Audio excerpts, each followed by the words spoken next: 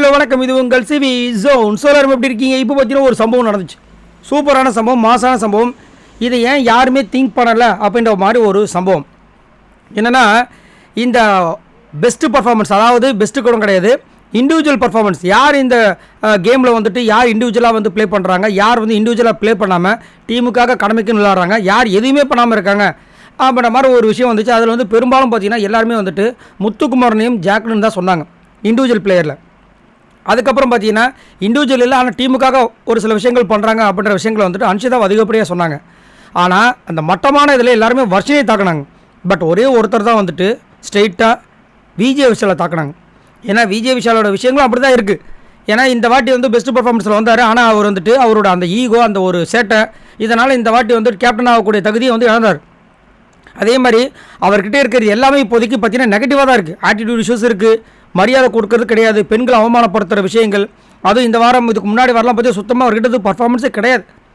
அதை வந்து யாருமே சொல்ல மாட்டேங்கன்னு இருக்கும்போது கரெக்டாக வந்து ஜாக்லின் வச்சாங்க. ஃபஸ்ட்டு வந்துட்டு இண்டிவிஜுவல் பிளேயருக்கு யார் என்ன சொன்னாலும் சரி எல்லாருமே ஏற்றுப்பாங்க. நான் இதை சொன்னால் அது முத்துக்குமரன் அப்படின்னு சொன்னாங்க. ரெண்டாவது பார்த்தீங்கன்னா அன்ஷிதாவை சொன்னாங்க. அதாவது இண்டிவிஜுவல் பிளே அவங்ககிட்ட இல்லை, பட் ஆனால் டீமுக்காக அவங்க விளையாடுறாங்க அப்படின்னு. மூணாவதாக பார்த்தீங்கன்னா இந்த பிளேயர் வராங்க, சாப்பிட்றாங்க, தூங்குறாங்க, சிரித்து ஜாலியாக இருக்காங்க, அவ்வளோதான், வேறு ஒன்றுமே பண்ணல அப்படின்ற மாதிரி விஜய் விஷாலா சொன்னாங்க. சூப்பராக இருந்துச்சு. நான் என்ன சொல்கிறேன்னா, வர்ஷினியை வந்து எல்லாருமே தாக்குங்க, வேணான்னு சொல்ல, இந்த மாதிரி எடுத்து வைக்கணும். இப்போ ஜாக்லின் சொன்ன மாதிரி நிறைய பேர் வந்து இன்னும் பர்ஃபார்மன்ஸ் பண்ணாமல் இருக்காங்க. விஜய் விஷாலாக இருந்தாலும் சரி, தர்ஷிகா இருந்தாலும் சரி, சத்யா, ரஞ்சித், இந்த மாதிரி இருக்காங்க. அவங்களெல்லாம் வந்து வெளியே வந்து கொண்டு வந்தால் தான் அவங்களுக்காக கொஞ்சம் உரைக்கும், நம்ம ஏதாவது பண்ணணும், இல்லை இந்த மாதிரி அசிங்கமாகிடுன்ட்டு. ஆனால் அதெல்லாம் பண்ணாமல் வந்து நிறைய பேர் சேஃப் கேம் என்ன பண்ணுறாங்க, ஸ்ட்ரெயிட்டாக வர்ஷினி. ஃபஸ்ட்டு ஸ்டார்டிங் வந்து யாருமே போகல, முத்துக்குமரன் தான் வந்துட்டு வர்ஷினி பேர் சொன்னார். அப்பாடா ஒரு ஆடு சிக்கிடுச்சு, ஸ்ட்ரெயிட்டாக நின்று நம்ம வர்ஷினி சொல்லிவிடணும் சொல்லிட்டு வர்ஷினி வர்ஷினி வர்ஷினி இத்தனை பேர் வர்ஷினி சொல்கிறதுனால அவங்களுக்கு என்ன, அவங்க ஜாலியாக வந்துட்டு கண்கள் இரண்டால் அந்த மாதிரி வந்து மண்டை ஆடிட்டு இருக்காங்க சிரிச்சுக்கிட்டு.